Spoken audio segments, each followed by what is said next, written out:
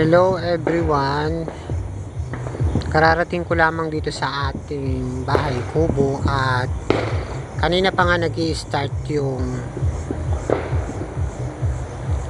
countdown sa bagong taon kasi nga nag-iiwas kasi tayo dun sa mga dun sa mga naririnig natin tapos kanina din sa daan, ang dami nagpapaputok ayan, yung pag-uwi natin ngayong almost 11:30 ako nakarating. And gusto ko sana guys magkaroon tayo ng psychic vibration para dito sa bagong taon ayan. Kasi para sa akin gusto kong magkaroon tayo ng psychic vibration kasi maganda yan para sa bagong taon and kasi ay nagkaroon kami ng maraming handa so swerte para sa bagong taon yung maraming handa kasi pinapapasok nito yung swerte sa buhay natin and nagbili rin ako ng mga bilog tulad ng apple yun, and maganda naman ang aking vibrations ngayong bagong taon, kaya lang ay wala akong gaanong makita pa and ang vibrations ko lang yung sa pagpasok ng bagong taon kasi siguro kailangan nating mag-ingat. Yun ang aking nababibrate kasi nga sa pagpasok ng bagong taon ay marami ding good or bad feng shui na pwedeng pumasok. So most usually talaga kailangan natin papasukin yung swerte para pumasok yung swerte sa atin sa loob ng isang taon. Although kasi ay hindi natin masusunod lahat yon, pero para sa akin wala namang masama kung susunod tayo dun sa mga nakaugalian natin sa bagong taon. And for me, marami din akong pinaniniwalaan ng mga feng shui para sa bagong taon kasi nga buti na lamang hindi tayo inabot ng mga pagsabog kanina kasi kararating lang namin dito sa ating kubo ng ayan nga, nag-start na yung mga paputok.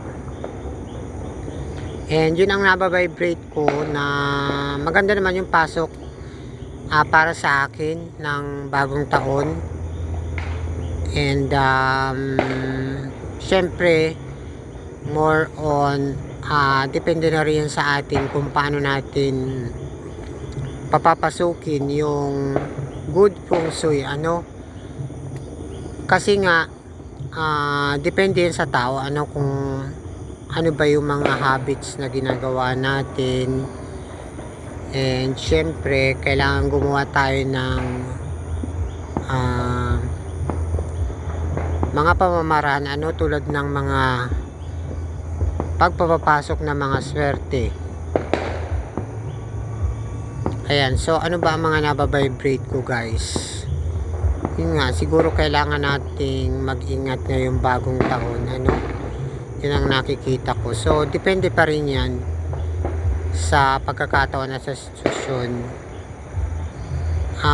For me, usually naman talaga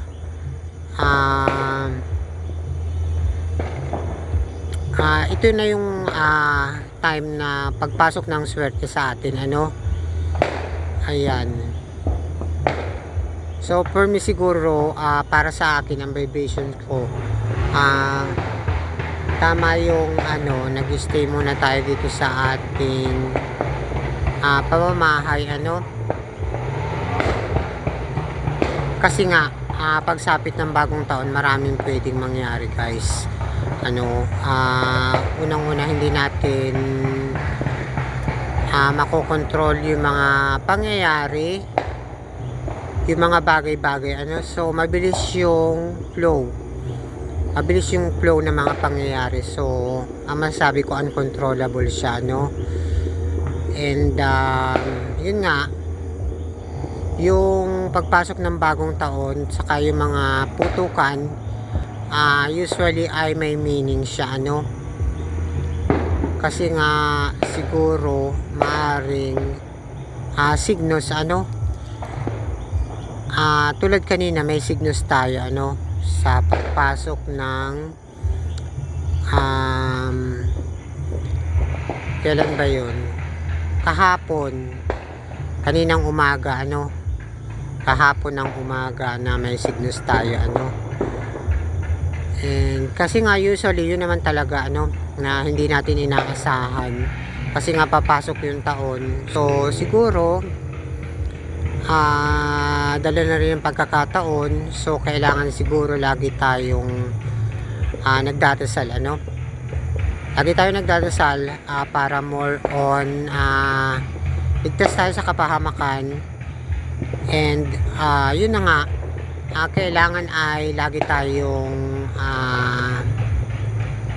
always syempre isinasangguni natin sa ating Diyos, ano, yung mga ginagawa natin na for the good lagi, ano. Ayan.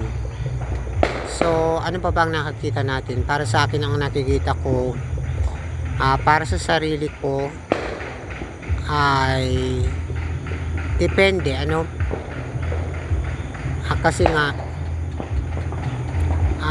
on my part naman, okay naman na yung kalagayan ko. So ayaw kong mag-conclude at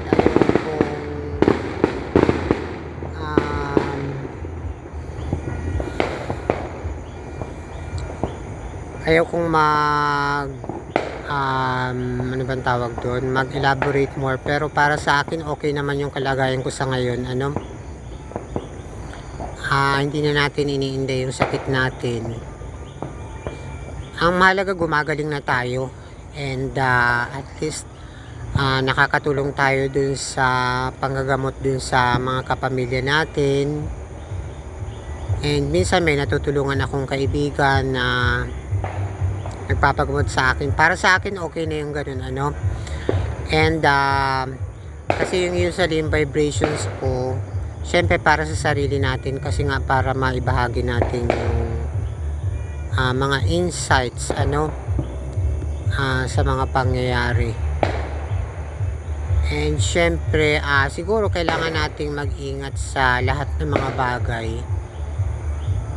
Kasi nga yun ang message ng bagong taon, ano, yung kailangan natin mag-ingat. Tapos more on pagdating sa feng shui ay kailangan nating pagpukusan, ano. And for me naman, on my part ay siguro more on gusto ko ring ayusin yung part of my life, ano, na para mga gusto kong gawin or isakatuparan, and marami pang iba, ano, on my part, ano. Kasi nga pagdating sa lahat ng mga bagay-bagay, and syempre hindi naman natin mapapagsabay lahat, ano. And for me, yun ang vibrations ko, ano, na maganda naman ang pasok ng taon. Syempre hindi natin masasabi na wala akong masasabi sa ngayon pagpasok ng 2026. Syempre more on positive sides tayo, ano. More on positive sides, kasi pag nag-isip tayo ng negative sides, talagang maaring negative ang pumasok sa atin. So yun kasi ang katuwiran ko, ano, more on positivity ako. Ako yung taong positive thinker, ano, saka yung, kasi nga ano pa ba? Ano pa ang nababibrate natin?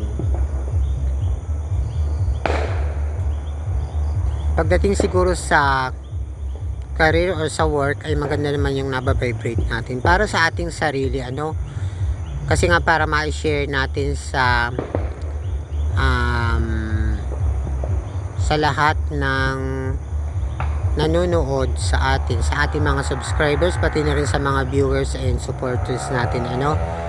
Ayan guys, so mabuti na lamang guys at yun, tapos na rin yata yung mga paputok. Nagsimula ng mga past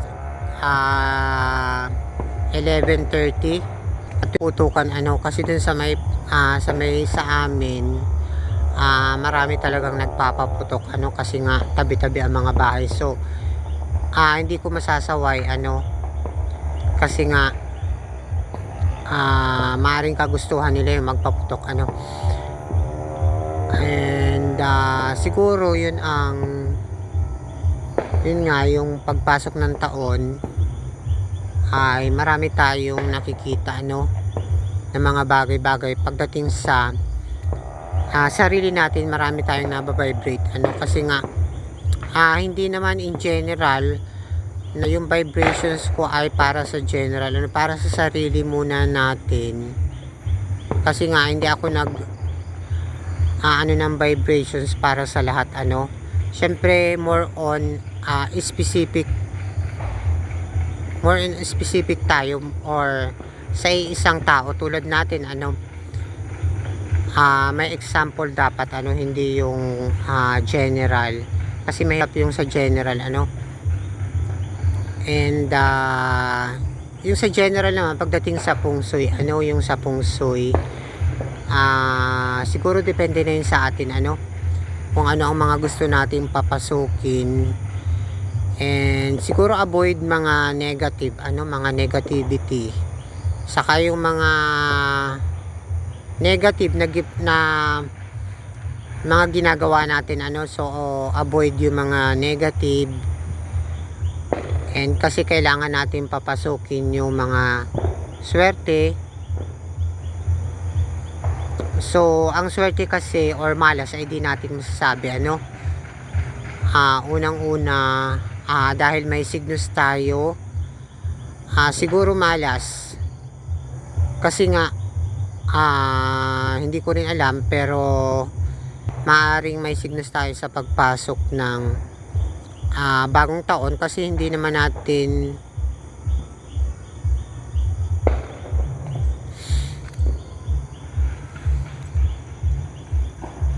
masasabi yung mga bagay-bagay, ano, kasi nga maaring may signos tayo gawa ng lagi tayong nag-iipon, ano.